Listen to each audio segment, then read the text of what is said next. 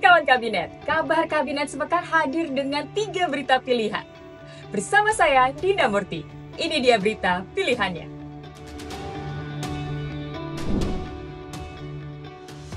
Berita pertama.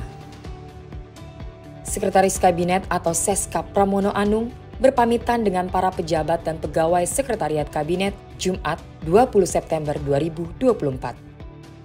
Dalam acara perpisahan yang digelar di Gedung Krida Bakti tersebut, Pramono menyampaikan ucapan terima kasih atas kebersamaan dan dukungan yang diberikan oleh seluruh keluarga besar Sekretariat Kabinet selama 9 tahun masa kepemimpinannya. Pramono juga mengapresiasi kinerja dan berbagai capaian yang diraih oleh Sekretariat Kabinet. Salah satunya mampu mempertahankan WTP selama 12 tahun berturut.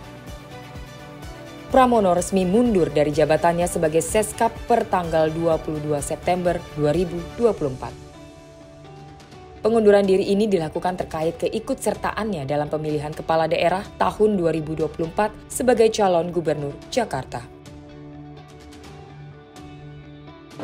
Seskap sekarang ini sudah menjadi lembaga yang sangat disegani, dihormati, karena sebagai kantor pembantu presiden yang utama untuk presiden sebagai kepala pemerintahan, hampir semua keputusan-keputusan penting, alhamdulillah, bisa dijalankan, disampaikan secara baik, dan yang paling penting adalah kultur kerja yang di internal itu kultur kerja yang fighter, berbahagia, tetapi tidak pernah ada keterlambatan. Dan selama saya memimpin, praktis semuanya mendapatkan WTP dan nilai yang sangat tinggi dibandingkan dengan kelembagaan lainnya.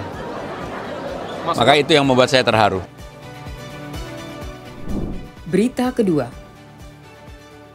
Presiden Joko Widodo meresmikan Indonesia Islamic Financial Center di Menara Dana Reksa, Jakarta, Selasa 17 September 2024. Kawasan ini akan menjadi pusat bisnis dan literasi, serta simpul ekosistem ekonomi syariah di Indonesia, yang berlokasi di 2 gedung utama, yakni Menara Dana Reksa dan BSI Tower.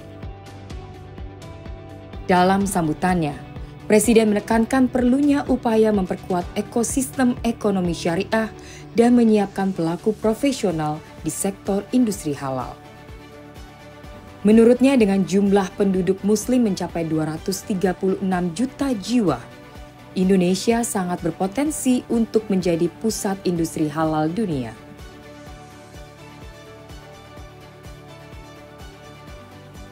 Saya menyambut baik kehadiran kawasan Indonesia Islamic Financial Center. Ini akan memberikan nanti perkembangan ekonomi syariah kita dan mendukung industri halal, mendukung Muslim fashion, mendukung wisata halal, mendukung industri makanan dan minuman halal. Ini akan terdukung semuanya, sehingga potensi yang ada tidak lepas lari ke kawasan lain atau ke negara yang lain. Berita ketiga. Pemerintah menyerahkan penghargaan berupa insentif fiskal kepada pemerintah daerah yang berkomitmen dan berkinerja baik dalam menghapus kemiskinan ekstrim di wilayahnya. Penghargaan ini diserahkan oleh Wakil Presiden atau Wapres Ma'ruf Amin Rabu 18 September 2024 di Auditorium Sekretariat Wakil Presiden, Jakarta. Wapres mendorong pemerintah daerah memanfaatkan insentif tersebut untuk memperkuat berbagai program percepatan penanggulangan kemiskinan ekstrim yang tepat sasaran, dengan mengedepankan kelompok rentan seperti lansia tunggal, penyandang disabilitas, pekerja migran, dan kepala keluarga perempuan. Insentif fiskal ini diharapkan dapat mendorong kinerja yang lebih baik dari daerah untuk menjangkau lebih banyak keluarga miskin guna menurunkan angka kemiskinan ekstrim dari yang saat ini 0,83% menjadi 0%. Pada tahun ini, pemerintah telah menargetkan penghapusan kemiskinan ekstrim mendekati 0% di Indonesia. Pekerjaan rumah yang masih banyak ini perlu didukung dengan memastikan keberlanjutan regulasi, pelaksanaan strategi pengurangan kemiskinan dan penghapusan kemiskinan ekstrim pada periode yang akan datang 2025-2029.